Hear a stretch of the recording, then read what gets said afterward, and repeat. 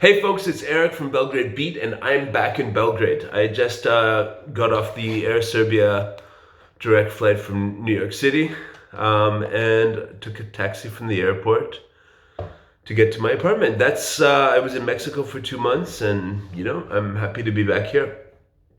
At the airport, I took a taxi from the airport because a nice lady, I was going to order on one of the apps, Cargo or Yandex, and get a car that way. But as I was doing that, a lady came up to me and said, "You need a taxi." And it's the first time actually I've had a female cab driver in Belgrade, and I was like, "Yeah, let's go."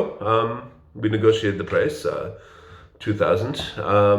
Because the real price is 1,800. You should know this if you're flying into Belgrade, and then you give a tip of 200. That's 2,000. You just give 2,000 dinars as the bill. Do not pay more. Unless you're going to Avala or some other side of the city type place. But yeah, that's the price, 2,000.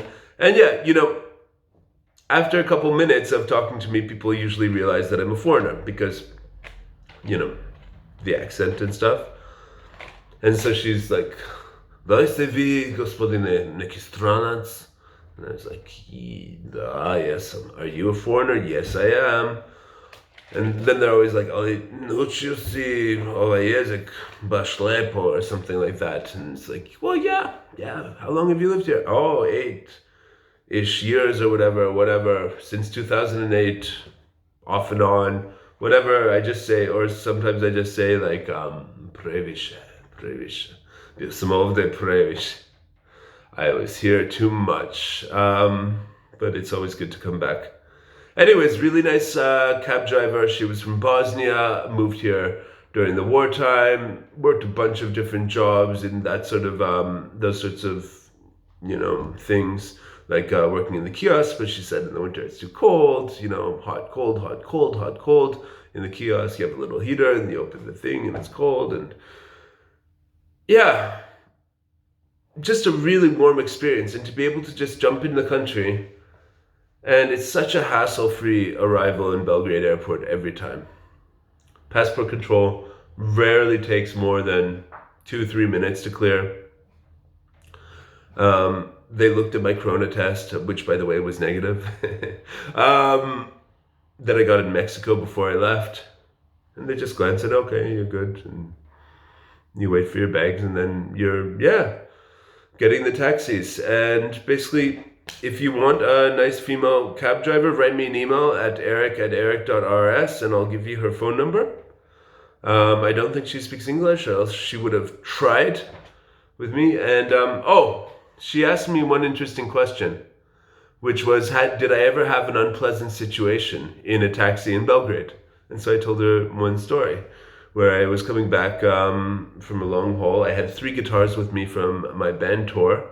And basically, I picked up a cab from the bus station over in Savamala. By the time it had gotten to the top of the hill, Dorchel Kalamegdan area, it was already 700 dinars. The guy was nice and talking to me, but there was something a little bit sinister about him. This lady was completely nice, and so I enjoyed telling her this story. So, as I realized the meter's rigged, I'm thinking about what should I do. So I decided the best thing to do was just take out my phone and start filming.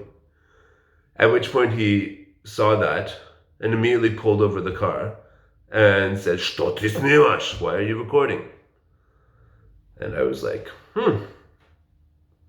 Kako ti ne znaš što snimam? Kako ti ne znaš? Nešto nije u redu sa meterom, jebote. Something's not right with the meter. How do you not know? This is your problem. I said, and stuff like that. And he was like, "We're going to have a problem." And I'm like, "This is your problem." And then it sort of devolved into the discussion of how much I wanted to pay, which was ništa, nada, nothing, nix. And so that's what I paid. I got out of the back of the cab with my 3 guitars and my bag, and sort of like he sped off because I was going to call the police if he wanted to have a problem. We would have done that. So that's the only scam in Belgrade, folks. That's the only scam is taxi drivers trying to rip you off. Serbians and foreigners suffer from this, especially foreigners, especially at night, especially around the bus station, train station, so on and so forth. That's the only scam that you hear about again and again. And you can use those apps like Cargo and Yandex, and I think there's one called Naxis to sort of avoid that. And otherwise, life in Belgrade as a foreign tourist is pretty frictionless. Yeah. So I'm happy to be back. I'm happy to be drinking the water. The Air Serbia flight, yeah. So you can write me an email, eric@eric.rs, if you want Milka's number. She's a great female cab driver who has a great personality and really friendly and stuff, and I'll give you that number. And yeah, the Air Serbia flight from New York JFK Airport, that plane's kind of old, man. It's like got writing in Hindi on the seat, so I assume the plane was no longer good enough for India, so they sent it to Serbia, and Serbia sends it to America to pick up people like me and bring them back to the lovely city of Belgrade. No complaints about the flight. It's nice to be able to get off and that smooth arrival in Belgrade rather than having to change in Amsterdam, Munich, Frankfurt, or Vienna as per usual when coming back from the Americas. So yeah, folks, I'm back. Good to be here. Thanks to Tal for entering my apartment, turning on the heating 2 days before I arrived. It's really nice, and there's some nice snow outside today. And don't really have a plan for Sunday after this. I guess I'm going to order some food now because that's what people do here now, I guess. Maybe I'll go to a restaurant, but they close at like 8 p.m. I've been traveling for 23 hours, so maybe I should sleep first.